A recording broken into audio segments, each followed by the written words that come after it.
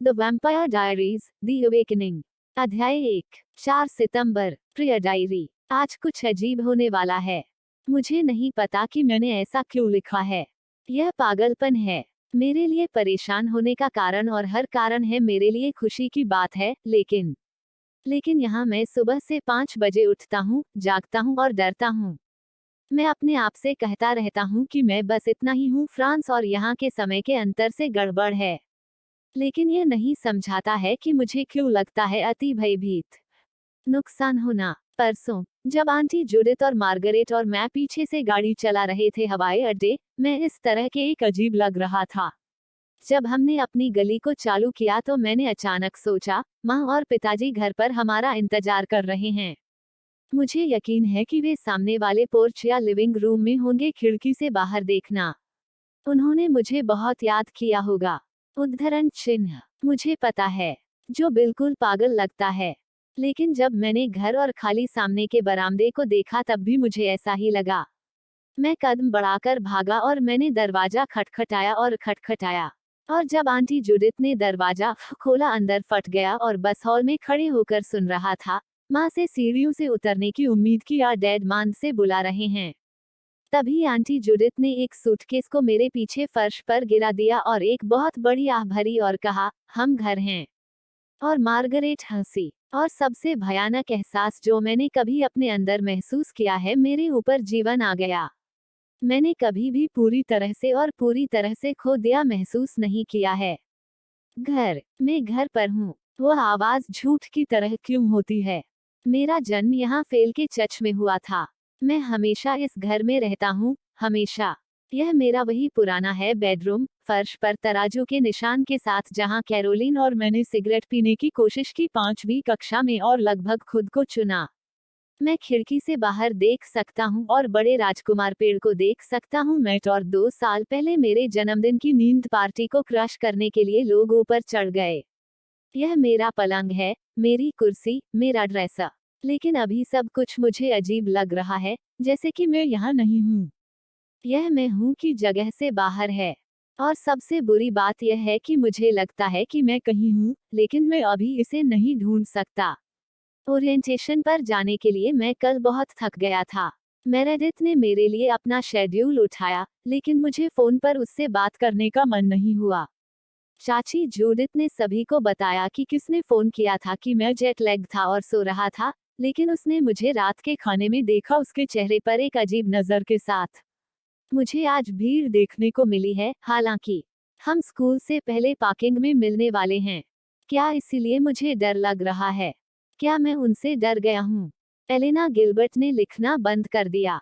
उसने आखिरी पंक्ति में लिखा था जिसे उसने लिखा था और फिर अपना सिर, कलम हिला दिया था नीले मखमल कवर के साथ छोटी किताब पर मंडराते हुए। फिर अचानक इशारे से उसने अपना सिर उठा लिया और बड़ी खाड़ी की खिड़की पर कलम और किताब फेंक दी, जहां वे हानिरहित रूप से उछल गए और जमीन पर उतर गए। असबाब वाला खिड़की की सीट। यह सब पूरी तरह से हास्यास्पद था। जब से वह, एलेना गिलबर्ट, लोगों से मिलने से डरती थी। कब से वह डरी हुई थी कुछ भी। वो खड़ी हो गई और गुस्से में अपनी भुजाओं को लाल रेशम किमोनो में पिरो लिया। उसने नजर भी नहीं डाली चेरी ड्रेसर के ऊपर विस्तृत विक्टोरियन दर्पण। वह जानती थी कि वह क्या देखेगा। एलेना गिलबर्ट, शांत और गोरा और पतला, fashion trendsetter, high school senior, लड़की जिसे हर लड़का चाहता था और हर लड़की बनना चाहती थी। जो अभी अभी उसके चेहरे पर एक अनजाना सांचा और उसके लिए एक चुटकी था मुंह। एक गर्म स्नान और कुछ कॉफी और मैं शांत हो जाऊंगा, उसने सोचा। धुलाई और ड्रेसिंग की सुबह की रस्म सुखदायक था, और वह पेरिस से उसके नए संगठनों के माध्यम से छंटाई इस पर डॉडल्ड। उसने आखिरकार चुना पीला गुलाब शीर्ष और सफेद लिनन शॉर्ट्स कॉम्बो, जिसने उसे रास्पबेरी सुंडे की तरह बनाया। काफी अच्छा है, खाओ, उसने सोचा, और दर्पण ने एक गुप्त मुस्कान वाली लड़की को दिखाया। उसके पहले के डर दूर हो गए थे, भूल गई। एलेना, तुम कहाँ हो? तुम स्कूल के लिए देर से जा रहे हो। आवाज नीचे से तेज हो गई। एलेना ने रेशमी बालों के माध्यम से एक बार ब्रश चलाया और एक गहरे गुलाब रिबन के साथ इसे वापस खींच लिया। फिर उसने अपना बैग पकड़ा और सीढ़ियों से नीचे चली गई। रसोई में 4 वर्षीय मार्गरेट रसोई की मेज पर अनाज खा रही थी और चाची जूडिथ थी चूल्हे पर कुछ जलाना। आंटी जूडिथ एक ऐसी महिला थी जो हमेशा अस्पष्ट दिखती थी। उसके पतले, हल्के चेहरे और हल्के फुल्के बाल असमय वापस आ गए। एलेना उसके गाल पर एक चोंच उतारी। सुप्रभात सब लोग, क्षमा करें मेरे पास नाश्ते के लिए समय नहीं है। लेकिन एलेना, आप बिना खाए बस नहीं जा सकते। आपको अपने प्रोटीन की जरूरत है। मुझे स्कूल से पहले एक डोनट मिलेगा, एलेना ने तेजस्वी से कहा। वह मार्गरेट को सिर पर एक चुंबन गिरा दिया और जाने के लिए बदल गया। लेकिन एलेना, और मैं शायद स्कूल के बाद बोनी या मेरेडिथ के साथ घर जाऊंगा, इसलिए रात के खाने का इंतजार न करें। अलविदा एलेना। एलेना पहले से ही दरवाजे पर थी। उसने आंटी जूडिथ के दूर के विरोध को काटते हुए उसे अपने पीछे कर लिया और सामने के बरामदे पर कदम रखा और रुक गया। सुबह की सारी बुरी भावनाएं उसके ऊपर फिर से छा गईं। चिंता, भय और निश्चितता है कि कुछ भयानक होने वाला था। मेपल स्ट्रीट सुनसान थी। लंबे विक्टोरियन घर अजीब और चुप दिखते थे, जैसे कि वे सभी हो सकते हैं अंदर खाली, एक परित्यक्त फिल्म सेट पर घरों की तरह। वे ऐसे दिखते थे जैसे वे लोग खाली हों, लेकिन अजीब देखने वाली चीजों से भरा हुआ। बस इतना ही था, कुछ उसे देख रहा था। आकाश ऊपरी नीला नहीं था, बल्कि दूधिया और अपारदर्शी था, जैसे विशाल कटोरा उल्टा हो गया। हवा लड़खड़ा रही थी और एलेना को लगा कि उसकी आंखें हैं। उसने घर के सामने बूढ़े बूढ़े पेड़ की शाखाओं में कुछ अंधेरा देखा। यह एक कौवा था, जो अभी भी चारों ओर पीले रंग की पत्तियों के रूप में बैठा था। और यह उसे देखने वाली बात थी। उसने खुद को यह बताने की कोशिश की कि यह हास्यास्पद था, लेकिन किसी तरह शेखिन।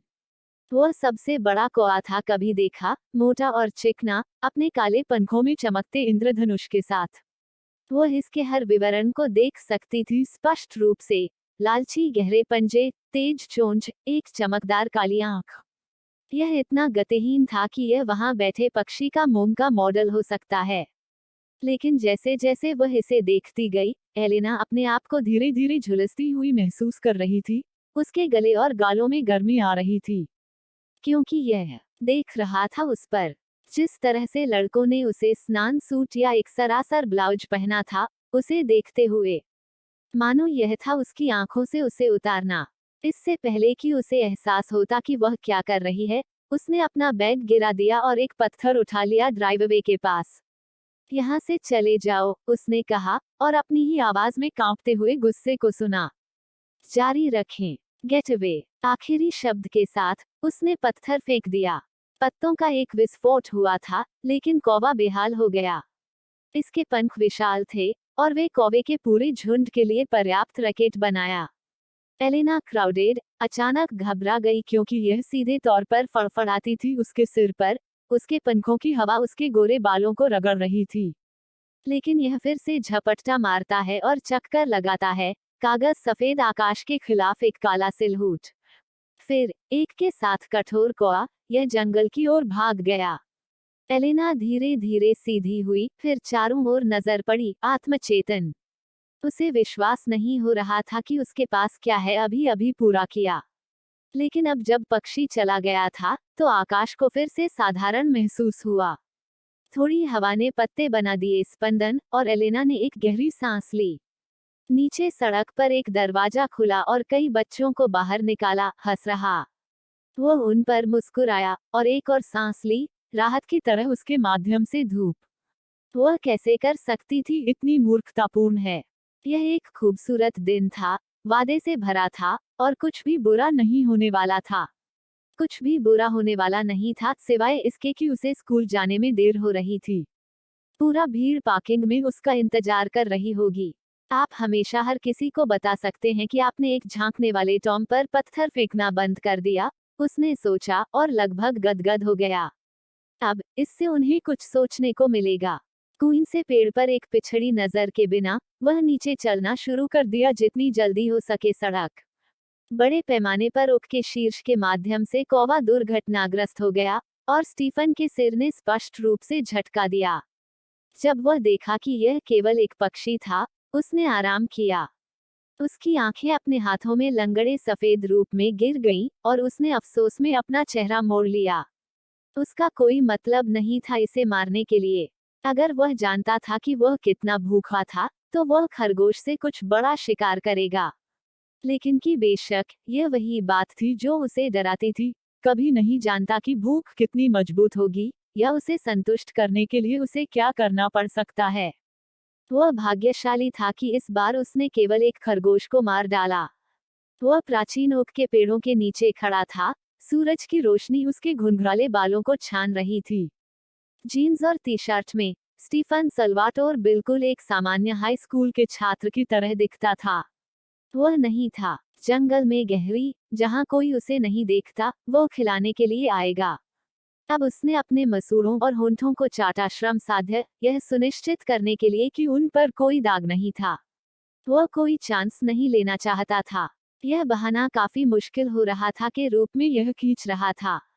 एक पल के लिए वह आश्चर्यचकित हो गया। फिर से, अगर उसे बस इसे पूरा करना चाहिए।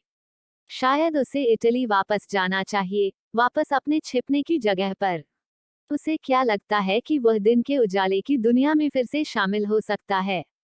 लेकिन वह छाया में रहने से थक गया था। वह अंधेरे से थक गया था, और उसमें रहने वाली चीजों से। सबसे बढ़कर, वह अकेला होने के कारण थक गया था। उन्हें यकीन नहीं था कि उन्होंने फेल्स चर्च, वर्जीनिया को क्यों चुना। यह एक युवा शहर था, उसके मानकों द्वारा सबसे पुरानी इमारतों को केवल 1.5 सदी पहले रखा गया था। लेकिन गृह युद्ध की यादें और भूत अभी भी यहाँ रहते थे, सुपरमार्केट और फास्ट फूड जोड़ों के रूप में असली। स्टीफन ने अतीत के प्रति सम्मान की सराहना की। उसने सोचा कि वह फेल के चर्च के लोगों को पसंद कर सकता है। और शायद, बस शायद, उसे उनके बीच जगह मिल जाए। वह कभी भी पूरी तरह से स्वीकार नहीं किया जाएगा। एक कड़वी मुस्कान ने उसके होंठों को आइडिया पर वक्र कर दिया। वह बेहतर जानता था उम्मीद से बढ़कर। कभी भी ऐसा स्थान नहीं होगा जहां वह पूरी तरह से हो सकता है, जहां वह हो सकता है वास्तव में स्वयं हो। जब तक कि वह छाया से संबंधित न हो। उसने सोचा, थप्पड़ मार दिया। उसने अंधेरे को त्याग दिया। वो अपने पीछे छाया छोड़ गया था। वह उन सभी लंबे वर्षों को धब्बा लगा रहा था और नए सिरे से शुरू कर रहा था आज। स्टीफन ने महसूस किया कि वह अभी भी खरगोश पकड़ रहा था। धीरे से उसने उसे भूरे रंग के ओक के पत्तों के बिस्तर पर लिटा दिया। बहुत दूर, मानव कान लेने के लिए बहुत दूर, उसने एक लोमड़ी के शोर को पहचान लिया। साथ चलो, भाई शिकारी, उसने उदास होकर सोचा। आपका नाश्ता इंतजार कर रहा है। जैसे ही उसने अपने जैकेट को अपने कंधे के ऊपर झुकाया, उसने उस कौवे को देखा जिसने उसे पहले परेशान किया था। यह तब भी था ओक के पेड़ में बैठे, और ऐसा लग रहा था कि वो उसे देख रहा है। इसके बारे में एक गलत था। उन्होंने पक्षी की जांच करने के लिए इसकी ओर एक संभावित विचार भेजना शुरू कर दिया और खुद को रोक दिया। याद है आपका वादा, उसने सोचा। जब तक यह बिल्कुल आवश्यक न हो आप शक्तियों का उपयोग नहीं करते हैं। जब तक नहीं है कोई अन्य विकल्प नहीं। मृत पत्तियों और सूखी टहनियों के बीच लगभग चुपचाप चलते हुए उन्होंने किनारे की ओर अपना रास्ता बना लिया। जंगल। उनकी गाड़ी वहीं खड़ी थी। उसने एक बार पीछे देखा और देखा कि कौवा शाखाओं को छोड़ चुका था और खरगोश पर गिर गया। जिस तरह से यह लंगड़ा सफेद शरीर कुछ भयावह पर अपने पंख फैलाता है, उसमें कुछ भयावह था और विजयी।